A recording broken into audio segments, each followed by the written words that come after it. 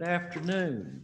I think everybody just about is new, hadn't been here for a previous session. There may be somebody that's been here earlier, but the way we've set it up is we're basically opening court 4 times today for each session, and there's an introduction I would like to read to you. Good afternoon and welcome to this historic June session of the Tennessee Court of Criminal Appeals in Nashville. We are happy that you chose to be with us today. Today is historic because it is the first time an appellate proceeding in Tennessee will be live streamed on YouTube from the courtroom where everybody is present in the case, and the public may call in and listen to the arguments live in real time. We wish to thank our staff of the Court of Criminal Appeals, the appellate court clerk, Jim Hivner and his staff, the staff of the administrative office of the courts for making all of this possible. We thank all the attorneys for their cooperation and patience during this process. With everyone working together, we are attempting to return to a near normal proceeding for oral arguments. We are also providing the general public and the media with unprecedented access to oral arguments by attending in person, watching live streaming, or listening live on a phone. Our presiding judge, John Everett Williams of Huntington, Tennessee, has asked that we dedicate this historic session to the memory of Judge Tim Easter's father. This is Judge Easter to my left. His father was Clyde E. Easter, who passed away 2 weeks ago as a result of COVID-19 at the age of 95, and also to the hundreds of thousands of victims of COVID-19 all over the world. Mr. Clyde E. Easter was an infantry soldier in the 3rd Division of the United States Army during World War II. He landed in Anzio, Italy. First wounded in the hand by machine gun fire, he was taken back, recuperated, and returned to the front lines. He was later wounded again by shrapnel that hit him in the face. He received a Purple Heart with an oak leaf cluster for his 2 combat wounds. Today, Judge Easter has brought that Purple Heart with the oak leaf clusters with him to court and has it set up here on the bench with us in memory and honor of his father. Judge Easter, you and your family are in the hearts of your colleagues, and we thank you for the service your father gave to our country. It is now my pleasure to introduce the panel assigned to hear this case today. To my right is Judge Bobby Holloway from Columbia, Tennessee. To my left is Judge Tim Easter from Franklin, and I am Judge Tommy Woodall from Dixon. Each side, as always, has 20 minutes to argue. If you represent the appellant and wish to save part of your 20 minutes for rebuttal, let us know when you begin. And please make sure your microphone is on. We had a little bit of an issue a couple of arguments ago today where the microphone had been turned off and it needed to be turned on for the recording and the live streaming. So with that, if you will call our case for this afternoon's docket, please. State of Tennessee versus Demarius, Jerome, Pitts. Anytime that you want to start, Mr. Ridley. Good afternoon, Your Honors. Todd Ridley on behalf of the appellant. I can have 5 minutes for rebuttal. 5 minutes? Yes, please. Okay, fine. I'd like to start with just a quick rundown of the basic facts of the case and general request of what we're asking this court to do. This is a fairly ordinary judicial diversion case. We're asking that this court reverse the trial court's order denying the request for diversion, then conduct a de novo review of the record, which we believe is adequate, and then find that he should be placed on diversion. Before I get into the details of the trial court's particular errors in this case, I'd like to do a quick rundown of the facts and just the general background of the case. This case was incredibly ordinary. It was a traffic stop in Williamson County.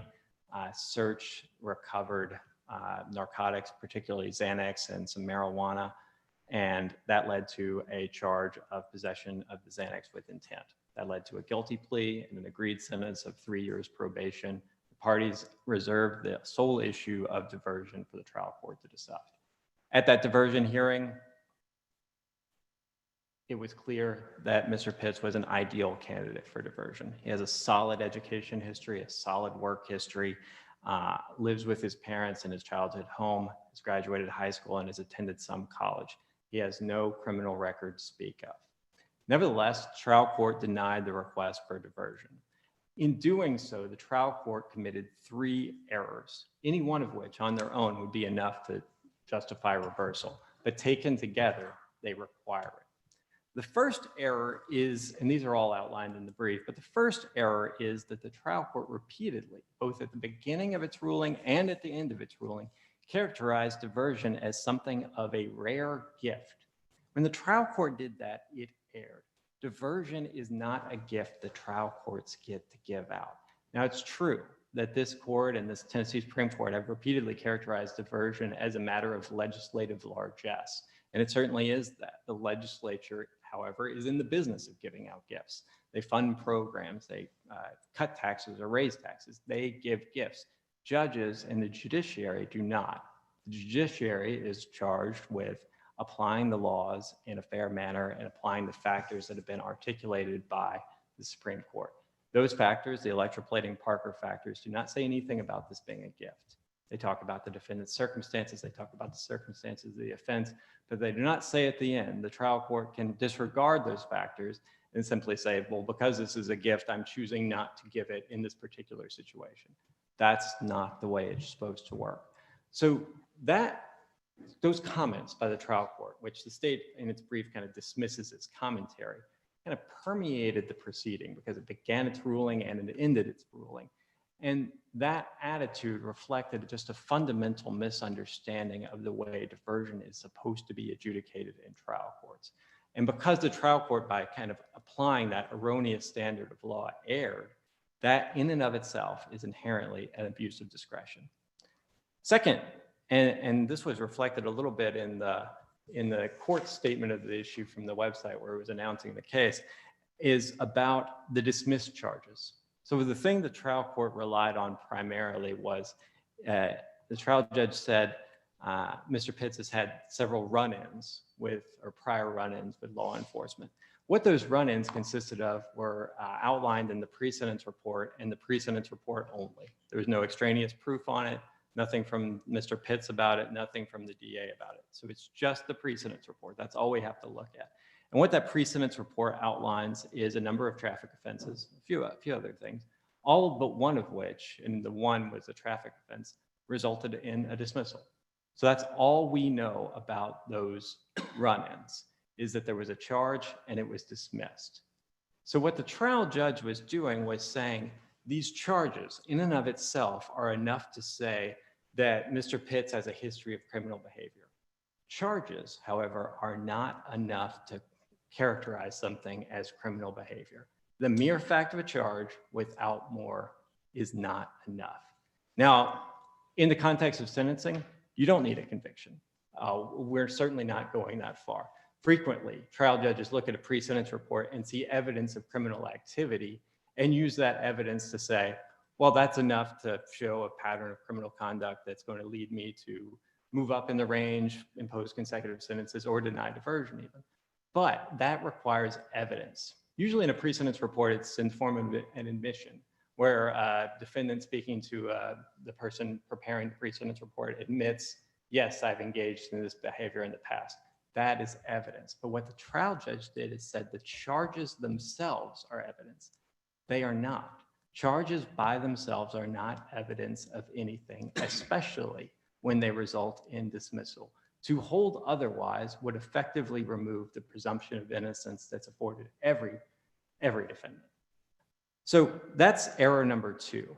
And so those first 2 are kind of unique to this case and unique in the way this particular trial judge ultimately ruled. The third error is a more general error that this court has encountered several times in the past. What the trial court did was not a careful weighing and balancing of the Parker and electroplating factors, the weighing and balancing that this court has previously required. What the trial court did was it simply ran through the list. It identified factor and then said yay or nay. Sometimes it didn't make a finding at all. But that kind of cursory, conclusory run through is not enough. The trial court is required to explicitly, on the record, weigh and balance the factors against each other. If the trial court wanted to say there are these prior run-ins with law enforcement, it needed to then go on and say those run-ins outweigh defendant's positive social history, positive work history, positive educational history. It didn't do that. The failure to do that is an abuse of discretion that requires reversal. Now, those things all taken together require reversal. The question before this court then becomes what to do. At this point, the record in this particular case is developed enough for this court to conduct a de novo review, reverse the trial court's order, and grant Mr. Pitts' request for diversion. The reason the record is sufficient is we have the plea hearing, we have the sentencing hearing, we have the pre-sentence report, and all of the things that would have normally been developed at a diversion request hearing are enough for this court to conduct that review and grant the request. And when this court conducts that review, you find Mr. Pitts is an ideal candidate for diversion. You're going to find that he's a high school graduate, that he has a solid work history. Even the trial court was willing to admit he had a solid work history. Is there anything in the record that disputes that between the time he pled and the time he got the sentencing, he used illegal drugs? No, we do not dispute that. He did, in fact, admit to using marijuana on one occasion between the time of the, time of the guilty plea and the time of the diversion hearing. And we will cop to that. The trial court found that, and the trial court relied on that to some degree. That's not the thing the trial court focused the most on, but it is something the trial court did mention. Is it something that this court can consider? Yes. If we do a de novo review? Absolutely. If this court does conduct a de novo review, then I think it would be appropriate for this court to recognize that Mr. Pitts made a mistake. He did admit to smoking marijuana on one occasion between the time of, at least between the time of his arrest and the time of the diversion hearing. And we'd ask that the positive factors that weigh in his favor far outweigh that momentary slip. Are there any credibility determinations? Did he testify? Did anybody else testify? Yes, the diversion hearing, and I think you'll find this a little bit odd when you get into the actual transcript. He testified, and the state's attorney did not really spend that much time talking about the diversion factors. The state's attorney seemed more determined to talk about the source of the narcotics that were recovered. The state's attorney didn't actually make much of an argument for or against diversion. There was a quasi-credibility finding, but I wouldn't go so far as to call it a credibility finding. What there was the trial judge said, I believe she said she was flabbergasted that Mr. Pitts could do some things that the state's attorney asked him. Well, with some of those things, and as you know, we haven't looked at the transcripts yet, but were some of those questions like, where did you get these? Who's your supplier? Give them up. And that is exactly what the questions were. So that, I think, illustrates what this diversion hearing was about from the state's perspective. The state made no argument at all regarding diversion. The state seemed to be using this as an opportunity to have Mr. Pitts on the stand and ask him questions to further their investigation. Those questions didn't really have anything to do with whether Mr. Pitts was entitled to diversion or not, but that did become the focus of the hearing. and is that what the trial judge was flabbergasted about? I think so. She did not specify, and that kind of goes to the general nature of the problem with the trial court's ruling. It kind of lacks specificity in a lot of different ways. But on that particular point, that's what I would guess. If you just read the transcript and see the answers where Mr. Pitts said, I don't know, they generally speaking, kind of related to those sorts of questions. Well, if the trial court found him to not be credible and he was saying he couldn't answer those questions about who supplied him with, was it Xanax? Xanax was the drug that was at issue, yes. Isn't that, if she found that he was not credible on the witness stand, wouldn't that pretty strongly go against him getting judicial diversion? I do not think the trial court's credibility finding went that far. The trial court made a number of comments about Mr. Pitts' positive social history. Now, at the same time, the trial court did say She was perplexed, flabbergasted, or confused as to why he couldn't remember certain things. Those things had nothing to do with his qualifications for diversion, however. And so I don't think you can take that isolated part of the transcript and say the trial court's comments about that preclude him from getting diversion altogether. That, to the extent that there was a credibility finding at all, it wasn't a general credibility finding that said, oh, everything he said was suspect. It was just a small subset of the questions that were asked by the state that, again, had nothing to do with his qualifications for diversion that the trial judge expressed some confusion over. And I also need to point out that the trial judge's ultimate ruling, when it came to the conclusion that diversion was not warranted, didn't really rely upon that. What the trial court relied upon were really 2 or 3 different things. The trial court relied on that admitted momentary lapse of smoking marijuana, the prior run-ins with law enforcement, and that's it. So take those things. The trial court didn't say he's not entitled to diversion because I don't believe anything he's telling me. If that's what the ultimate ruling would be, we would have very little to argue now, but that's not what the trial court did. The trial court made some specific findings and then made a general comment about his testimony in general, but I don't think it goes so far as to say his entire credibility is in question. But if there are no further questions, that more or less sums up my argument. I'll save the remainder of my time for rebuttal, but in general, we'd ask that the court reverse the trial court's ruling, conduct a de novo review of the record, and grant Mr. Pitz's request for diversion. Okay. Thanks. Okay. Good afternoon, Your Honors. May it please the court. Samantha Simpson on behalf of the state. Before I begin my argument, I would like to express my sincerest condolences to Judge Easter on the loss of your father. Thank you, ma'am. Your Honors, in his argument today, the defendant essentially asked this court to completely undermine the standard of review set out in Bies and its progeny, and as applied to judicial diversion through the case of State versus King and others. In King, the Tennessee Supreme Court said that a trial court's decision should be upheld when the trial court considers the applicable factors, identifies the most relevant factors, and places its reasoning and ruling on the record. If the trial court does those things, then this court must apply a presumption of reasonableness to the trial court's decision. If the trial court's decision is then supported by substantial evidence, this court must affirm that decision. In contrast to the defendant's assertion here, the trial court's ruling was extensive, and the trial court explicitly discussed each of the factors set out in Parker and electroplating, as well as several additional factors. The trial court also identified the most relevant factors by discussing those factors in more depth.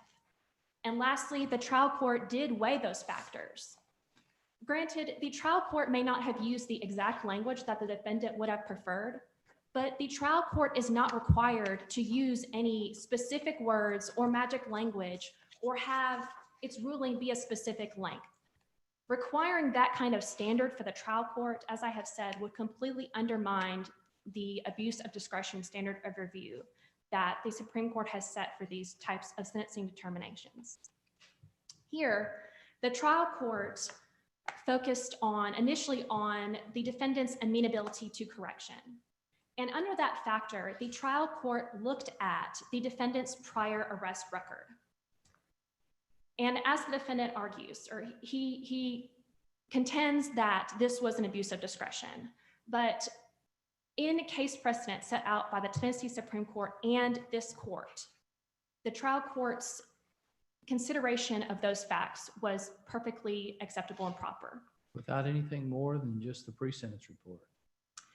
Your Honor, in addition to the pre-sentence report, the defendant himself admitted on pages 37 and 47 of volume 2 in the record that he was arrested after his arrest for possessing 100 Xanax tablets with the intent to sell or deliver. He was arrested again for driving on a revoked or suspended license in an unspecified traffic offense. So in addition to the pre-sentence report, which was admitted by the trial court, the defendant himself admitted to an additional arrest. Didn't the pre-sentence report though have over a dozen prior arrests? Yes, Your Honor. The defendant has an extensive arrest record, and the trial court weighed this factor against a grant of diversion when it stated that his prior arrest record was a problem. And it is true that in State versus Miller, the Tennessee Supreme Court stated that generally the arrest record is not admissible. But this court in State versus Newsom upheld the trial court's consideration of the pre-sentence report for sentencing decisions. And that pre-sentencing report included information on the defendant's arrest record. And this court continued to recognize that it is appropriate for the trial court to consider those types of facts in State versus Bonestall, where this court upheld the trial court's consideration of unindicted prior criminal conduct in the context of sentencing. And finally, Don't you have to have some proof of criminal conduct other than several arrests where all the charges were dismissed? I mean, either that, if you got 10 arrests and they've all been dismissed, can lead on the one side, this person flirts with trouble, something where there's smoke, there's fire, or on the other side, for some reason, he keeps getting arrested on bogus reasons and they're all dismissed. So how do you get certainty that proves criminal conduct? Just the fact of being arrested. I certainly understand Your Honor's concern about this. And this court has not specifically identified the type of proof or level of proof necessary, except that in State versus Broderick, this court noted that there is no per se rule against consideration of unadjudicated conduct, as long as the trial court finds that the conduct existed by the preponderance of the evidence. And here, the evidence does not preponderate against the trial court's factual finding. Again, looking at the pre-sentence report, which was admitted into evidence, and the defendant's own admission, both of those sources of evidence are sufficient for the trial court's factual finding. If I understand what you said about his testimony, he admitted to one occasion when he drove on a suspended or revoked license. Yes, Your Honor, that's my understanding of And the record. what was his other admission that he did after he pled guilty? It was two areas in the record, pages 37 and 47, but it was one instance where he was arrested for driving on a revoked license and it's unclear, an unspecified traffic offense. Okay. So can we say that that's criminal conduct when we don't even know what the unspecified traffic offense was? It could have been 5 miles an hour over the speed limit. Could have been not turning your left signal on to make a left turn. Could be anything, couldn't it? So are we supposed to say, oh, that's proof of criminal conduct? Yes, Your Honor. The trial court only had to find that the defendant's arrest record was proven by the preponderance of the evidence, which again here, the defendant as— Oh, his arrest record was overwhelmingly proved, but I don't see where any criminal conduct was proven other than his admission to drug use one time and his admission that he drove while his license was suspended or revoked. And Your Honor, even those two instances would fully support the trial court's determination that the defendant lacked amenability to correction and supported the trial court's decision to deny diversion. Didn't he admit to use of marijuana from his 18th birthday until the time of the trial? Yes, Your Honor. The record reflects that, yes, the defendant admitted to drug use, and he also admitted that he was not seeking treatment for drug use. And he admitted that he most recently smoked marijuana a few days before his guilty plea submission hearing.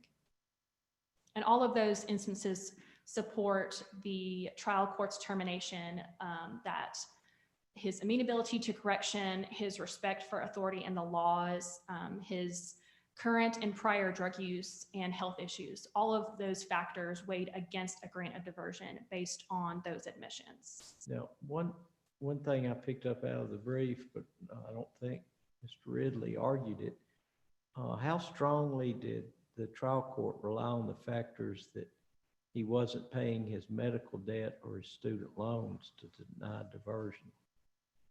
Your Honor, I don't recall that the trial court specifically picked up on that fact in its ruling. The state looked or asked this court to consider those factors if this court chooses to do a de novo review. But again, here, a de novo review is not warranted because the trial court specifically looked at the appropriate factors, identified the most relevant factors, weighed those factors, and placed its reasoning on the record. And I'd also like to address the defendant's contention that the trial court erred by stating that judicial diversion is a rare gift. It's the state's argument that this was just commentary at the beginning and end of the ruling. The trial court specifically identified and discussed all the factors, and then at the end noted that judicial diversion is a rare gift. And this statement aligns with Tennessee Supreme Court precedent. In State versus King, the Supreme Court called judicial diversion a form of legislative largesse. While the trial court may not have used the exact same language, that statement was fully supported by case law. This judicial diversion should not be, and it's not even available to most offenders. And it is up to the defendant to establish that he or she is an appropriate candidate for judicial diversion. If this court concludes that the trial court did abuse its discretion, this court should still affirm the trial court's denial of judicial diversion under a de novo review. Here, it is clear that most of the factors weigh against a grant of judicial diversion. Considering the defendant's home history and home environment, he admitted that he lives with his parents and that his parents or his girlfriend paid his bills. He had a minimal work history and he had been expelled from high school at one point. And he openly admitted that he was not going to seek a job until this court case and his medical issues were resolved. These factors and many other factors, including his employment history where he would go on a few interviews but did not follow up on job opportunities, showed that the defendant just lacks personal responsibility. And the trial court weighed his credibility against a grant of judicial diversion. And the trial court, as the fact finder, was in the best position to do that. Did the court specifically say that she found the defendant not credible?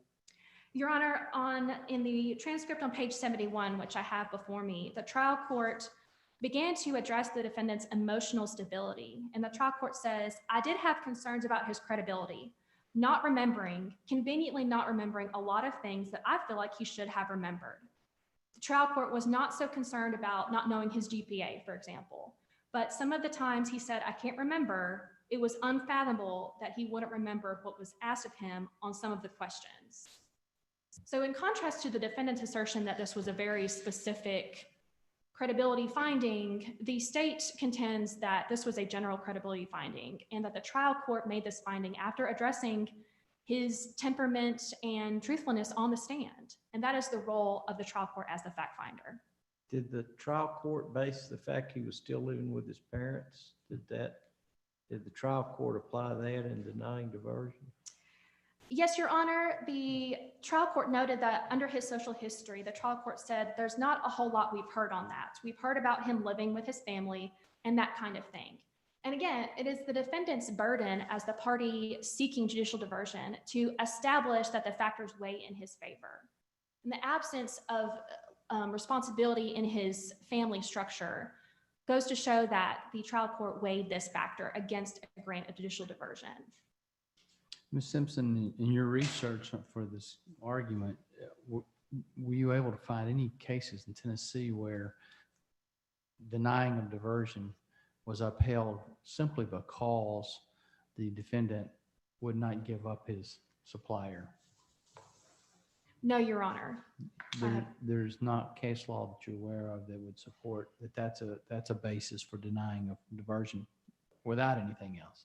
They were not completely forthright with the court when being asked, who supplied you these drugs?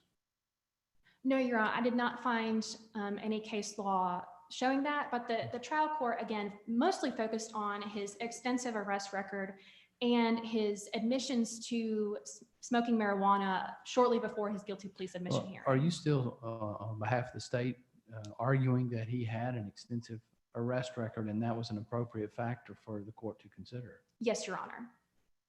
But at best, he only had 2 prior convictions, correct?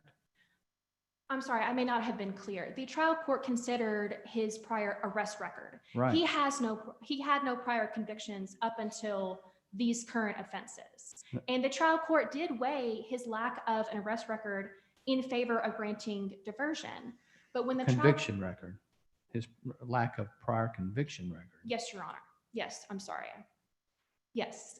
Up until this arrest and conviction, he had no prior record. And the trial court was very aware of that and noted that that factor weighed in favor of granting diversion.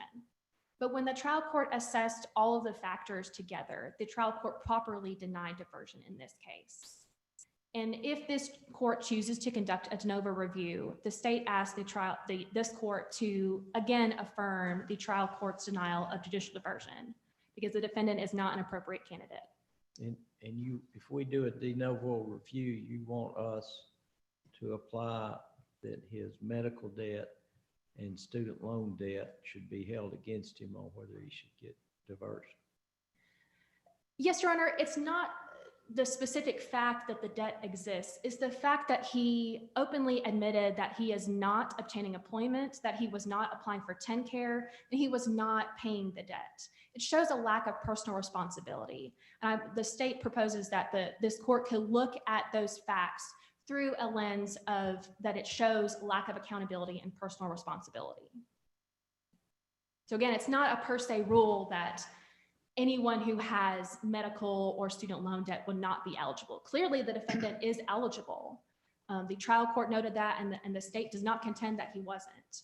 But when looking at his admissions that he doesn't want to work until this court case is resolved, his admissions that he's not paying his bills and his debt and that his family members take care of that for him, his admissions that his father really takes care of his sister's children. So he has very little responsibility at home. And again, when combined with the other factors, such as his open admission that he used marijuana shortly before his guilty plea submission hearing and the other factors, this court should affirm the denial of judicial diversion in this case. Now, Mr. Ridley in his reply brief mentioned that the state argued about his suspension from high school being something that shows he's not amenable, but that you did not mention the circumstances of it, that he was suspended for, sounded like a few days, because he was one of 11 people that were found, I guess, on school in close proximity of marijuana, but he was pretty quickly reinstated. Is that the circumstances of the situation? I believe that is the statement that the defendant gave in the pre-sentence report. And the state argues that that should not be given, the defendant's statement should not be given much weight because it is a self-serving statement. And again, it is the defendant's burden. How did the pre-sentence report, how did the probation officer find out he'd been suspended from school? I believe it's my understanding that it was during the interview. So he told them that he had been suspended. Yes, Your Honor. And again, that should be, the fact he told them I was suspended should be given great weight of credibility, but his explanation that it was just for a few days, that should not be given any credibility. Is that what you're saying? no, Your Honor. Again, it is the defendant's burden as the party seeking judicial diversion to establish that he is an appropriate candidate. His only source of evidence for this contention that the reason that he was expelled from high school is his own self-serving statement. And the trial court acknowledged and weighted his credibility as lacking credibility. So it's the state's contention that if this court conducts a de novo review, this court should give little weight to the defendant's self-serving statement in the probation report. He could have put on any kind of evidence to support that contention, and he did not. Anything else? No, Your Honors, if the court does not have any other questions, then the state respectfully requests that this court affirm the denial of judicial diversion in this case. Thank you. Mr. Ridley, I think you've got your 5 minutes plus 3 that you didn't use. If you want to talk for 8 more minutes. I'll try to keep it quick. So I guess I'll start kind of go backwards from where we just ended. First off, the trial court. Trial court itself found that the defendant had a good work history. So that's what we know from the trial court about the defendant's employment history. It's good.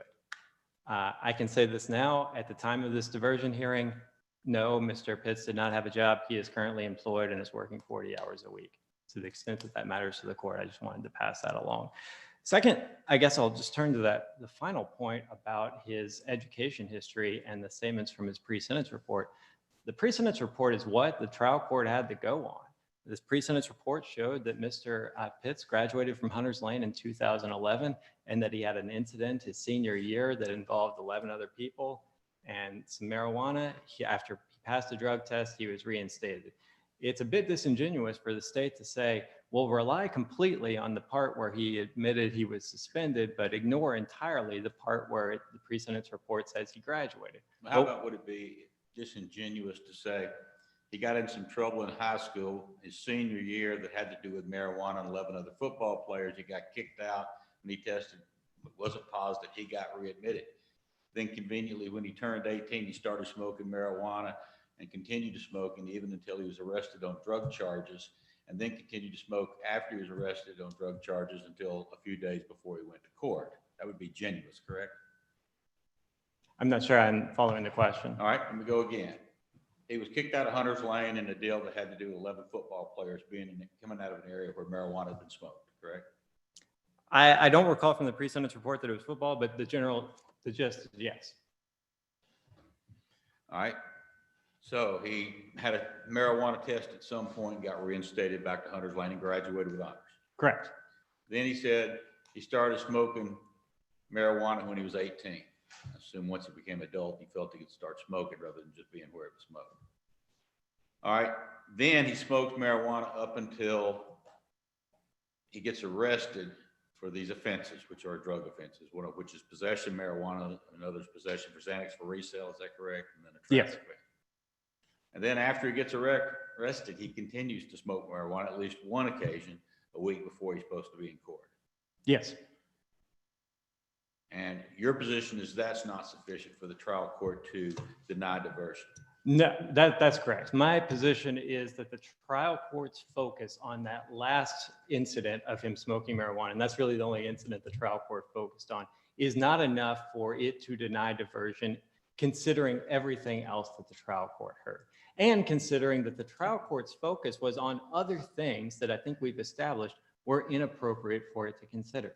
When the trial court focused on these run-ins with law enforcement, which is how the trial court characterized it, all it is are these prior arrests that all resulted in dismissals, all of which for legal purposes have no meaning whatsoever.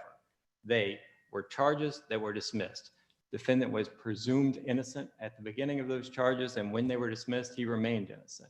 So the trial court's reliance on arrests and arrests alone proves nothing. If the state wanted to rely on that for evidence of criminal behavior, it was incumbent upon the state to come in and say, here, in addition to this arrest history, we have this from the officer who did the arrest that showed this amount of criminal behavior on the part of Mr. Pitts. The state didn't do that. The state's failure to do that shows that that prior arrest record that the state relies so heavily on now and that the trial court relied on almost exclusively is in fact a series of non-events, at least legally speaking.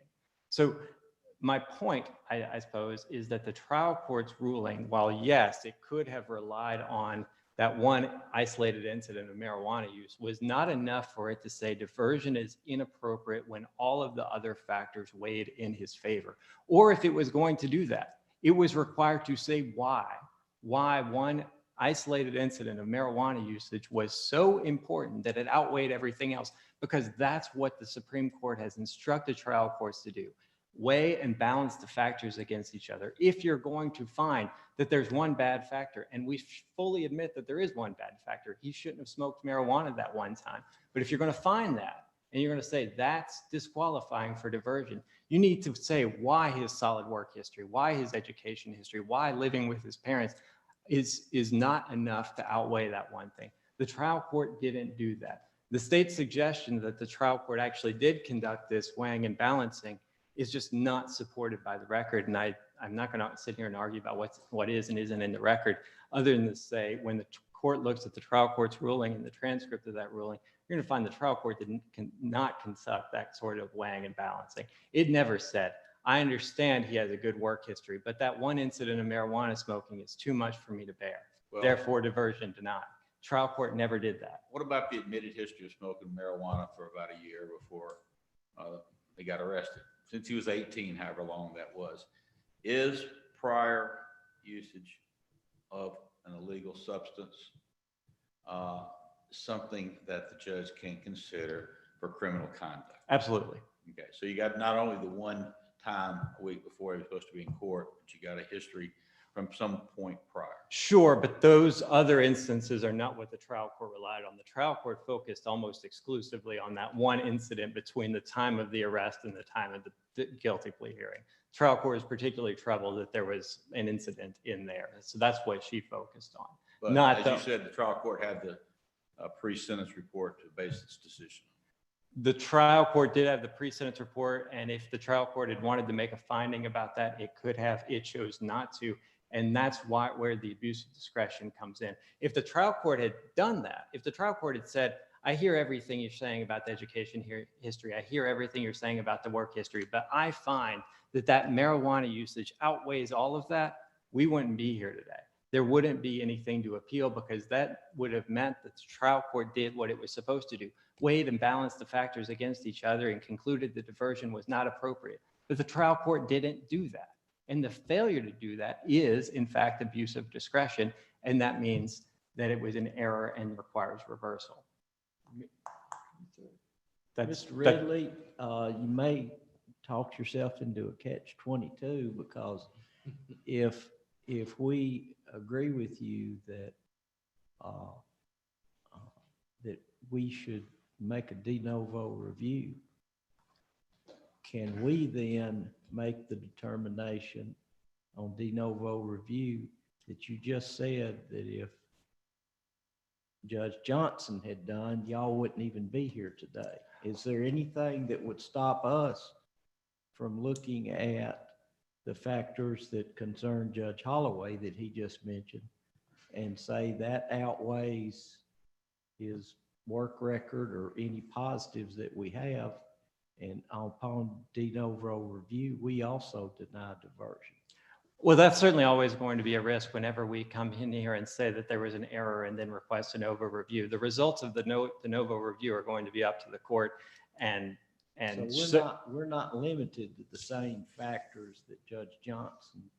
So certainly not. And for the reasons I've articulated, I don't think there are enough factors that Judge Johnson actually found that would enable this court to conduct that kind of review. If you just relied on what her ruling was, I don't think you could conduct an adequate review. I think you'd have to look at the full transcript, look at the full pre-sentence report, and reach your own conclusion. And certainly that's a risk we take whenever we appeal one of these things and ask for a de novo review. This court could, just like the trial court, come out a different way.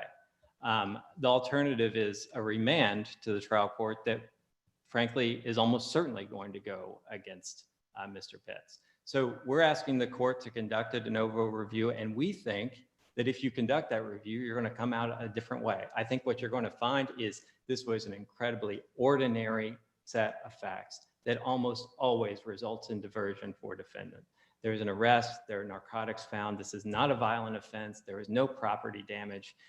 Nothing really of substance happened.